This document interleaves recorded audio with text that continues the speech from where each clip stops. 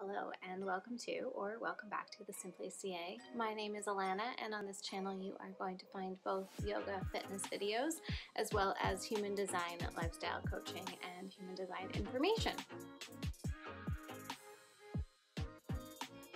Today's video is human design in real life, and it is for the manifesting generators, or for those of you who have manifesting generators in your life, which, considering the sheer percentage of generators and MGs, means most of you probably have at least one manifesting generator in your life.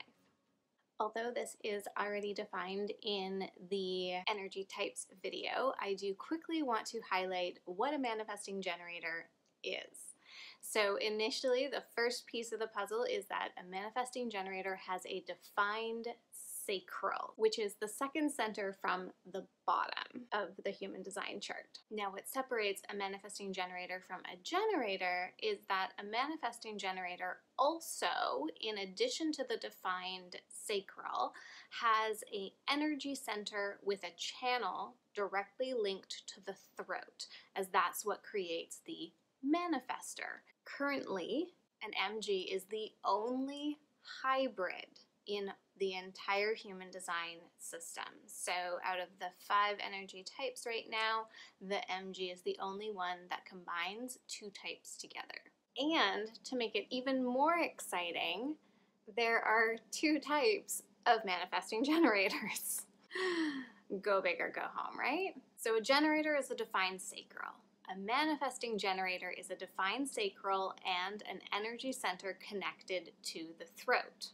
Then what is called a true manifesting generator, and I haven't come up with a term that I prefer, maybe that'll happen as I speak about this more, but essentially what creates that absolute manifesting generator line is where there is a defined channel from the sacral to the throat. Now, if you do have that defined channel that goes from the sacral to the throat, and there are multiple different combinations of that channel, that means that not only are you a generator with that sacral energy and that pulse of energy that is very strong and consistent, and the manifestor energy that acts in waves of impulse and urge and see things through quickly and move on something, you have that capacity to combine those 2 energies and move things extremely quickly,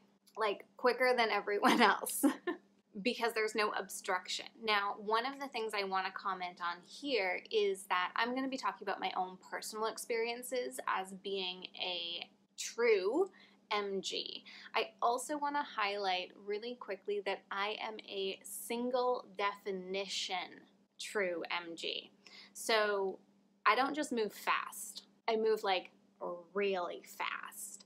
And jumping straight into some of my experiences, what I really noticed is that I will sit down and I will see something through to completion in lightning speed. And everyone around me is like, how did you do that so quickly? And I'm like, I don't know. So now with human design, I know. Now with human design, I understand that I move more quickly than other people. When I have that response, when I have that urge, when I have that compulsion, which I'm going to talk about in just a moment here, to get something done, or I have the energy to back whatever I'm doing, what I accomplish in a space of time is completely shocking to what other people consider reasonable to accomplish within a certain period of time, because my energy turns on and it goes. So if you are out there and you haven't had the language around or quite the understanding as to why other people are like, slow down, or watch what you're doing, or pay more attention, or how do you do that so quickly, that's part of what makes you you. That's part of your unique gift. And when someone is telling you to slow down, it actually feels like they're telling you not to be who you are. At least that's how I feel about it. Okay, I'm getting a little sidetracked. I want to circle back for a moment here. So when I very first heard about human design and I heard about all the different energy types, I was like, oh, that one's pretty cool. That one's pretty cool. That one's interesting. And I looked at my energy type, and when I was listening to Jenna talk about the manifesting generator, it felt like someone saw me. It felt like someone understood so much about who I am and how my energy naturally works. Now, as an MG, kind of the surface level haha funny is you have multiple interests. You've got at least 5 books on the go at any given time. You've got your hands in all different sorts of exciting things or projects or completely different industries. So for example, I've always had at least 2 jobs. And it's not out of necessity, it's because that's how my energy works. That's how I feel really good. When I have multiple things on the go, I feel more structured. I feel more accomplished. If I'm only doing one thing, or if my focus is only on one thing, I feel lackluster. I feel like I'm not being as productive. I become more procrastinating. I procrastinate more than when I have multiple things happening. And I can think back to being a child, and when I was only in school, I had a really hard time accomplishing my homework. And yet, when I was in school with a musical on the go and responsible for my high school newspaper, I was the most productive and I felt energized, and anytime I had something that I needed to do, I was right on there and I was in it and I was doing it because I knew I only had to focus my attention for that moment of time, and then I got to switch the focus of my attention. So let's talk a little bit about being a manifesting generator, because I feel like there's a lot of misunderstanding. At its core, it is a generator with that defined sacral, and the sacral is so powerful that you cannot ignore the power of that defined sacral. And the defined sacral responds to the world around it. So it responds to external stimulus with that yes, no, or meh. If it's a yes, you act on it. If it's a no, you don't act on it. And if it's a meh, it might require more information, more research, or just more time until it becomes a yes or a no. Now for an MG, waiting for that sacral response is like sitting on your hands with all of this pent up, building up energy. And it just, for me, my experience is that doesn't work. If I'm just sitting and waiting to respond to an external stimulus, I feel so restless when that's the case. So that manifestor energy is an urge, it's an impulse, it's a call to. Recently, I've started talking about it as almost like a compulsion forward. A compulsion to do something. Like you actually cannot physically stop your body from moving towards doing something. And it's not necessarily because there was a stimulation. It's not necessarily because there was something to respond to. It's, I need to do this. This needs to happen. And that's not always consistent. So the generator energy is a very consistent energy. The pattern that I talked about in my last video is response, action, completion. The manifestor energy is urge, completion, rest. And tell people about it before you do it. And so the question for the MG is, how do you marry these 2 energy patterns together? How does this work? How does this make sense? One of them is initiate, do, urge, follow, compulsion. The other one is create environments that you are responding to, be in stimulation where you can respond and then get those yes, no's. And there is no good or bad, and generators don't have to sit on their hands waiting. my interpretation of that is because that manifestor energy in me is so strong. And this is exactly what I want to share and open up some expansion for those MGs who are noticing as you're playing into human design and into this energy experiment, you're noticing that your energy behaves differently than what you have heard a generator, a manifesting generator energy is supposed to behave like. I want to give you more permission to notice both the responses and how that energy pattern feels and works in your body, as well as the success rate of that energy pattern. And I want you to pay attention to the energy pattern of following those more manifestor urges and what that energy does, how it reacts, as well as the success rate of those energy patterns. Now, what I've noticed for myself is if I try to structure something out kind of like a generator would, like if I'm trying to follow a structure of something, for me, I lose traction. I lose the impulse. I lose the urgency of something. If I can act on that urge in a very quick, see it through to completion kind of way, I'm more likely to do it and to get it done. Now, what that means for me and what I'm kind of playing with is breaking things down into small bite-sized things. Or I just kind of putter around, continue doing other things. I kind of like maintain the generator energy.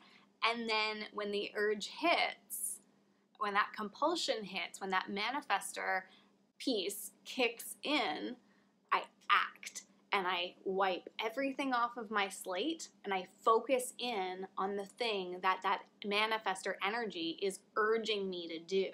And I follow that impulse and I go with it until the energy is spent. So let's give a really quick example of that, because it's great in theory, but like, what does that actually mean? A few weeks back, actually it's probably been a couple of months back, I had an impulse I had this story in my mind, this fantasy, this daydream in my mind, and I had this urge to write it out. And so I followed that urge. And that's where the compulsion word started to come into play for me, because I could not stop writing. Like I couldn't actually physically stop my hands from typing.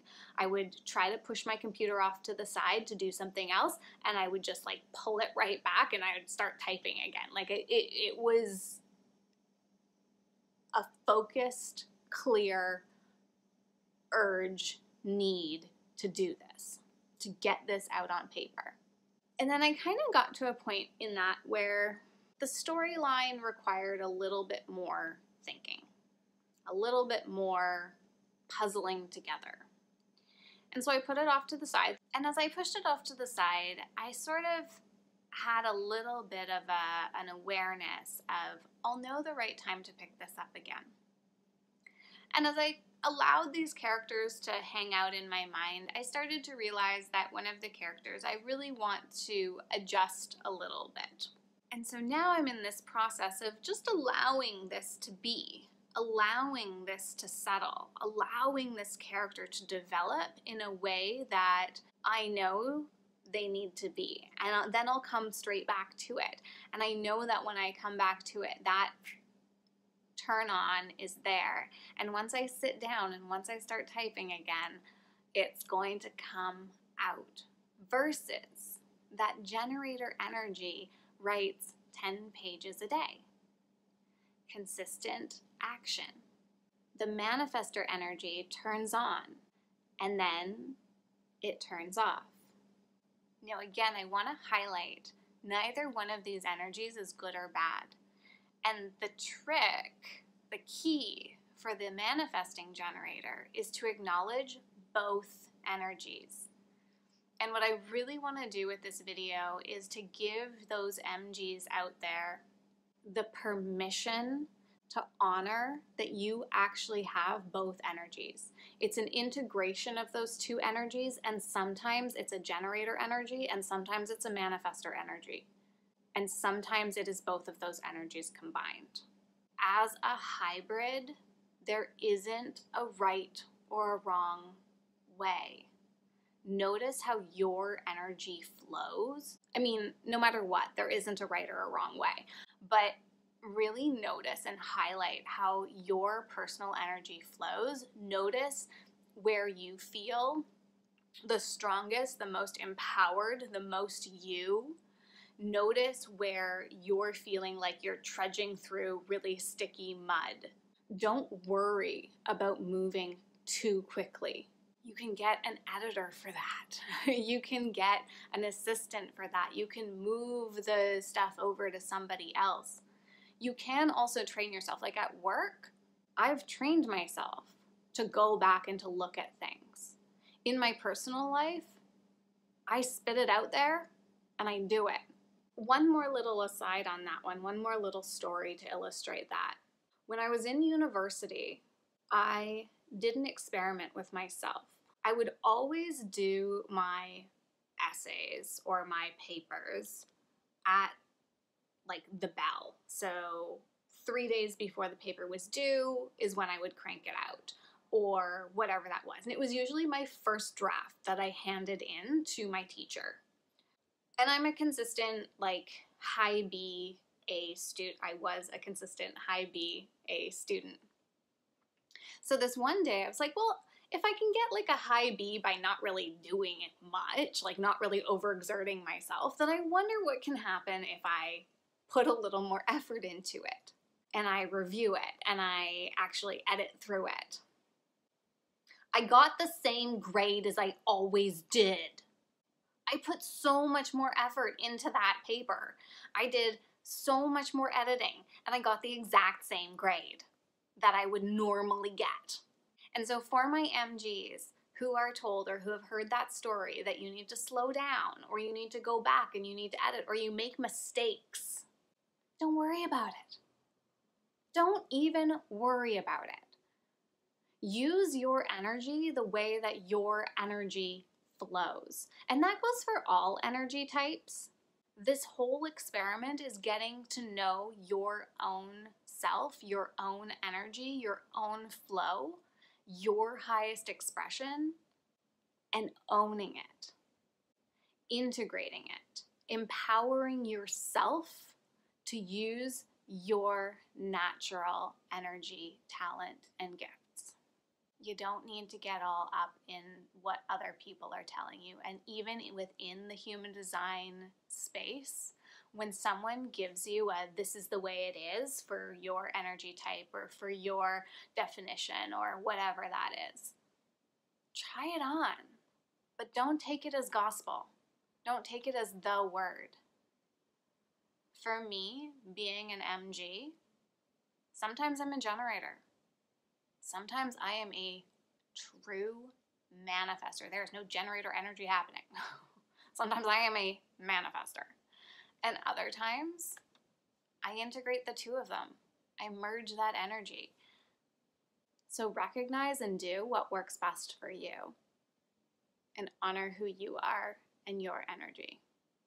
I am so curious. If you are an MG, I want to know about it down in the comments. Let me know. What's your experience been like? How have you been integrating? Are you a true MG? Are you noticing that you have more manifestor energy than generator energy? Do you notice that you really feel like a true generator more of the time and there's just like a hint of MG happening? Like, let me know. I'm so curious down in the comments.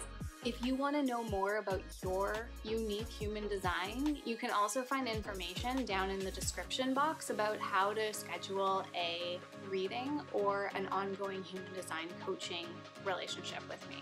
So all that information is in the description box below. Let me know about your feedback, your experiences in the comment section down below, and I will see you in the next one.